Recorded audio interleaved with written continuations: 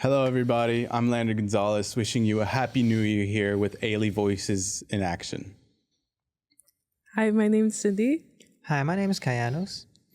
And our mission here at Alief Voices in Action is to bring civic engagement to the youth through education, leadership opportunities, and community-focused projects. The purpose of the program is to assist in encouraging family, civic, and community engagement throughout the district, which includes conducting voter registration drives and civic education. You can get involved with our program by following our Instagram, volunteering, and by attending our events. Follow our Instagram hashtag #AliefFace. All right, now time to open with a quick civic statistic. In odd year elections, Harris County has seen a very low voter output with an average of 13.8%. And with off-year races, we've seen some as low as 6.7%. This highlights the importance of how we need to increase voter output.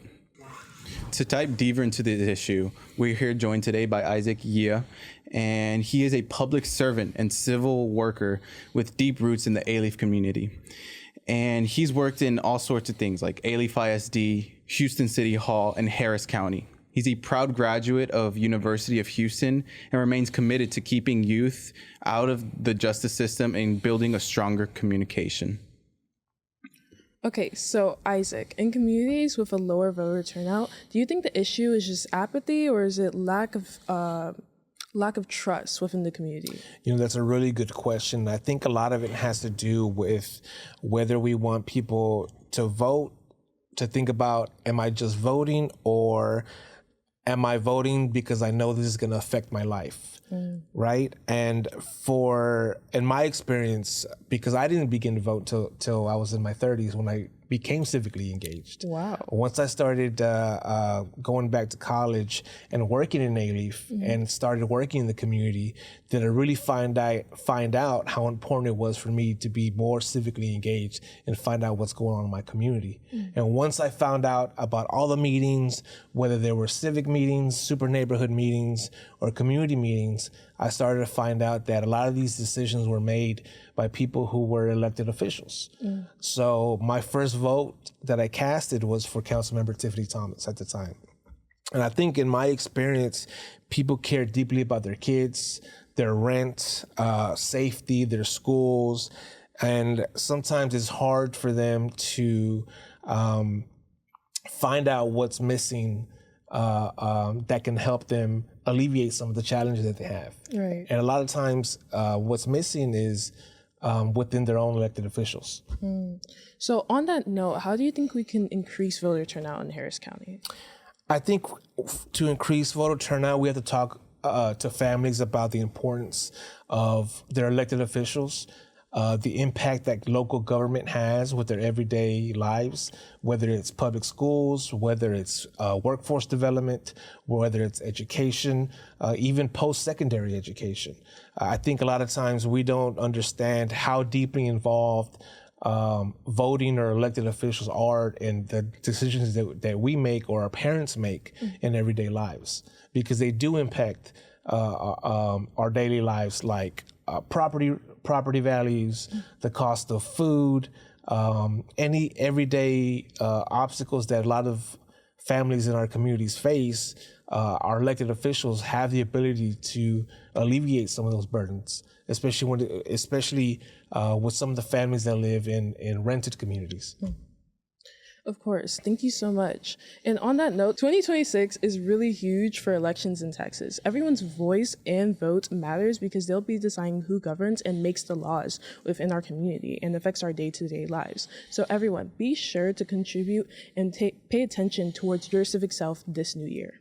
And with 2026 elections, we have multiple elections coming up. We have a Texas preliminary election on March 3rd, a local election on May 2nd, and a Harris County judge election on November 3rd. Actually, some of those elections interject with some of the Senate elections. For example, the primaries on March 3rd, then the runoff in May 2020. May 26th, if no candidate receives a majority in the respective primaries, of course, and the general election in November 3rd, along with the U.S. House of Representatives elections in November. The Democratic Party candidates for the House of Representatives are Lizzie Pandel Fletcher and... The Republican primary candidates are Tina Blum Cohen, Alexander Hale, Alexander Kelly, and Aaron Montgomery. Here's when and how to prepare to vote. The Texas primary election on March 3rd is a statewide election. Local elections may follow up with a separate schedule. Texas law requires eligible voters to be registered by the 30th day before the election. VoteTexas.gov makes it easy for you to register to vote and understand the elections happening around you. Okay, guys, and if you were wondering how you're able to vote, I have a list right here for you. So if you are a United States citizen, if you're a resident of the country where you submit the application, if you're at least 17 years old and 10 months old on the date of your voter registration application submitted, and you are 18 years of age exactly on election day. And then if you're not a convicted felon, and if you haven't been declared by a court exercising probate jurisdiction to be either totally mentally incapacitated or partially mentally incapacitated without the right to vote, use texas.gov to explore early voting options and to check your voter registration status. Oh, and don't forget to see if you're already registered to vote in Texas. And inside the website, you can find the Am I Registered link. So once found, you'll be asked for one of the following: your unique voter registration ID number, your Texas driver's license number, your county and zip code. You will also be prompted to enter your first and last name and your date of birth. Actually, Isaac, how do you think voters can be more informed on election day? Because I know a lot of people can be really nervous when getting to those ballots. You know, you're right. People can be really nervous. And I think one of the reasons is because what's missing is trust that the system is listening to them, right? And I think we have to change from the civic engagement has to feel relational and not transactional. We have to connect with the elected officials who are running.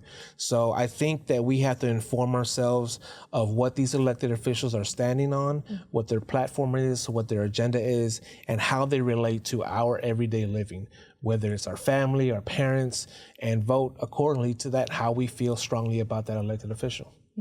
On that note, if someone wanted to engage beyond voting, they could follow local news, stay updated on races and candidates, research ballot measures to know what is being debated in your city, county, and state.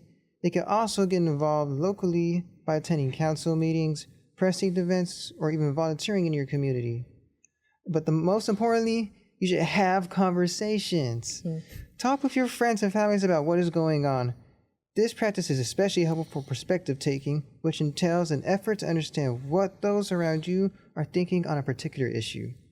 So following on that, Isaac, what could you tell us other ways people in our community could stay updated and be informed about the civic process? Yeah, you know what? It's hard a lot of times for youth and especially our families, our working families, to be updated because there's a huge emphasis on language access, right? There's a huge emphasis on transportation, work schedules, and misinformation as trust barriers. And they're not excuses, right? They're actual barriers that stand in place. But for me, one of the best and easiest ways for us to be informed about what's going on with what those elected officials are already doing is follow them on social media. You know, us as youth, I'm not young, but I know you guys are young, but even our parents follow social media. Right. But by following elected officials on social media, you can see the actual work that they're doing. You can see the impact of the work that they're doing, how involved they are in the community, and you can judge based on their actions that they post, how actively they are and where they stand and how they can relate to yourself, to your community, and to your family. And I think a lot of times if we can follow what they're doing on social media, we can have a better understanding of who they are as a person and if we can trust them or not. And actually, to add on to that, I know a lot of people our age don't really keep up with elected officials and what they're doing, and a lot of us don't trust them. In fact, my parents are constantly nagging me to keep up with them just to get ready for the future and to get ready, because soon it's going to be our turn to take over the elections, and we're going to have to make sure that we're informed.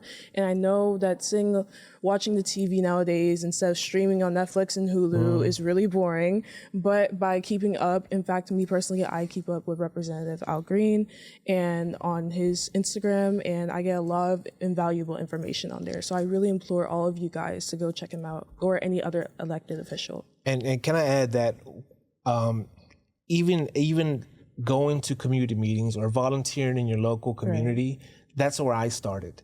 And that's how I got involved in politics. I never saw myself getting involved in politics or saw myself in this field, but I started going to meetings. I started feeling more responsible for my community, because as I worked for my community, I felt like I was working for my neighbors, my friends and my neighbors and my students. So I felt a bigger responsibility to find out what was out there.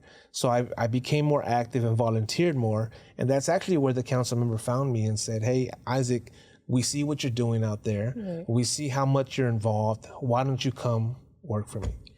And actually, you don't always have to be part of a youth organization. See, me personally, of course, I've seen you a lot, and I've been around Councilmember Thomas because I'm a part of Alief Votes along with Lander. But you can also find these resources from your counselor just by looking around your school, asking your teachers what's available. And so on that note, this is the last question. How do you think we could break these barriers in our community? I think there's a huge momentum in Alief right now.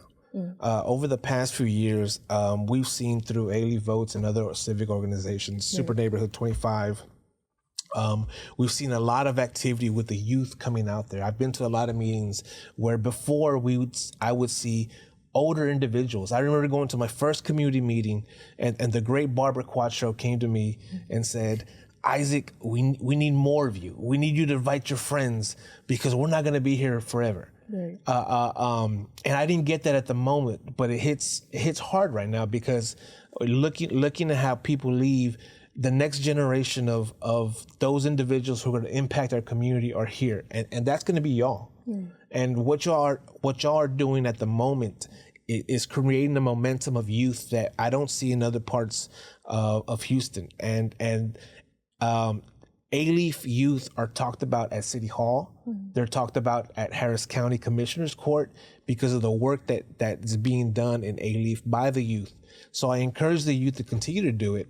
And if you're an individual out there who doesn't know how to, a youth who doesn't know how to get out there and get involved, or maybe the only one in your group of friends that wants to get involved, hey, go out there by yourself. You're going to meet individuals who you're going to relate with and create a fellowship with, because you're both there for the same reason, for the sake of your community.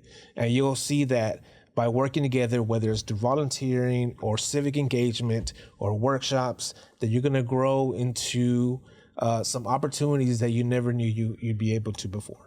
And I will definitely say, sorry, I've been talking for a while, but I'm really passionate on this topic because when I first went out with Alief Votes, I was really nervous and I didn't really know how to talk to people. Well, I knew how to talk, definitely knew how to talk, but I was really nervous in this new environment because everyone already knew each other. But I had those people reach out to me, just like you had Barbara Quattro, wonderful woman, by the way.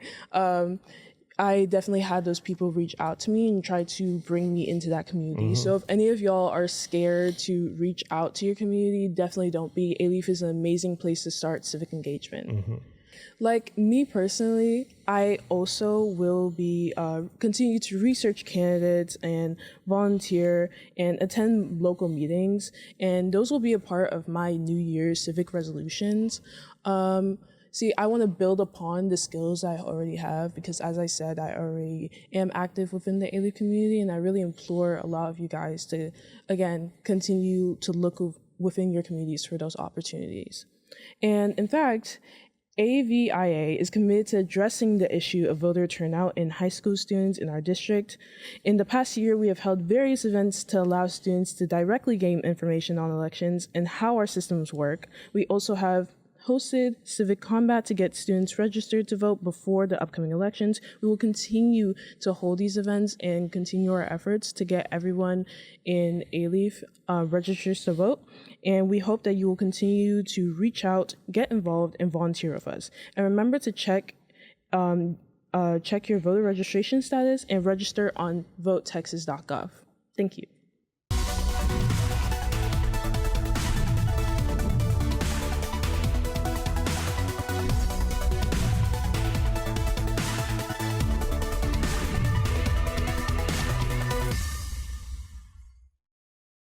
This has been an AMP production.